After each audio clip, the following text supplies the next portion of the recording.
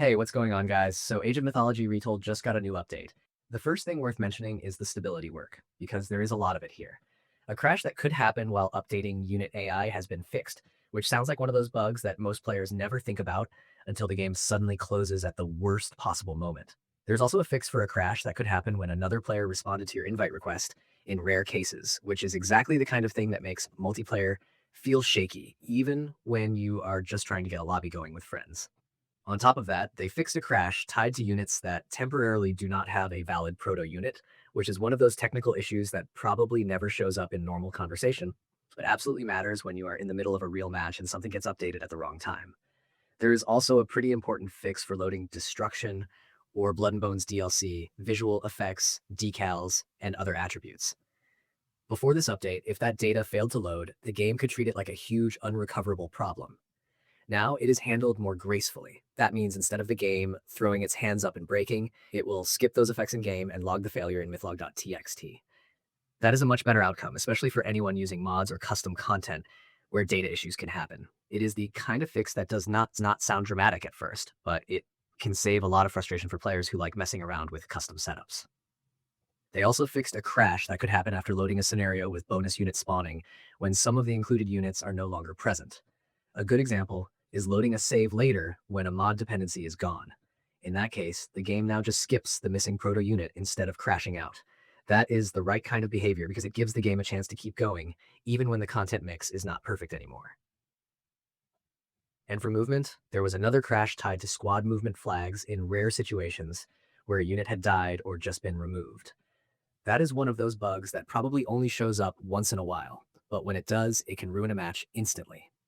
The update also mentions a bunch of fixes around places like Compendium, the tech tree, minor god selection, and other screens where minor gods can appear.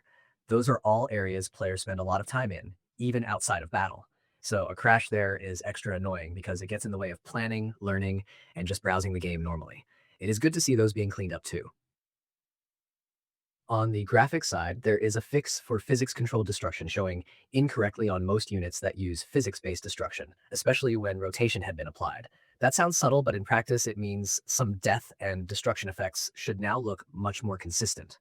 If you have ever watched a unit break apart in a weird way and thought something looked off, this is the kind of correction that helps the game feel more polished. The dev note also makes it clear there are still some edge cases with rotated objects and custom map behavior, so it is not perfect in every possible scenario, but it is still a meaningful improvement for normal gameplay. Now for the actual gameplay fixes, because this is where things get more interesting.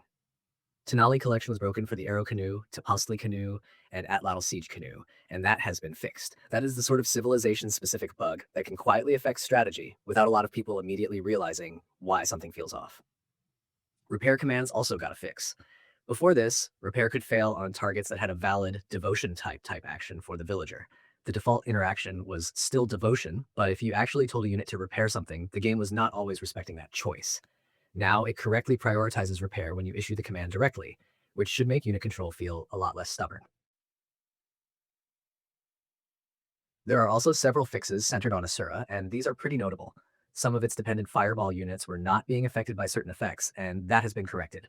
Asura's fireball attacks now grant Bushido XP while playing as Susanoo. The Crushing Waves technology now applies its +1 divine damage to those fireball attacks too, and Ivory Netsuke now grants gold from them as well. That is a nice chain of fixes because it means the unit and its upgrades are finally interacting the way players would expect. The dev note does point out that ballistics still will not apply to Asura's fireball attacks for now because of the way the unit can attack while moving. So there is still a limit there, but the important part is that the core interactions are now working much better. One more good one is the Scorpion Man fix. Its ability was doing less damage when manually cast than when it was automatically cast, which is exactly the kind of inconsistency that makes a unit feel unreliable. They fixed that by changing how the game checks whether the ability can be cast, so it now confirms that at the start of the attack and lets the full sequence play out properly. The note also says this helps more than just Scorpion Man, and that other units like Tsutsumito, Baihu, Kamaitachi, and Chaida, Chiyo may benefit too. That's a pretty solid example of one fix improving several parts of the roster at once. So overall, this update is really about making the game behave better in the places where players actually feel the friction. Less crashing, better loading, cleaner visuals, more consistent unit behavior, and a handful of fixes that matter a lot if you are deep into multiplayer or experimenting with mods. It is the kind of patch that does not need a giant spotlight, you see movement stew, because its whole job is to make the game smoother, more dependable, and less annoying in all the little ways that add up fast when you are trying to play seriously.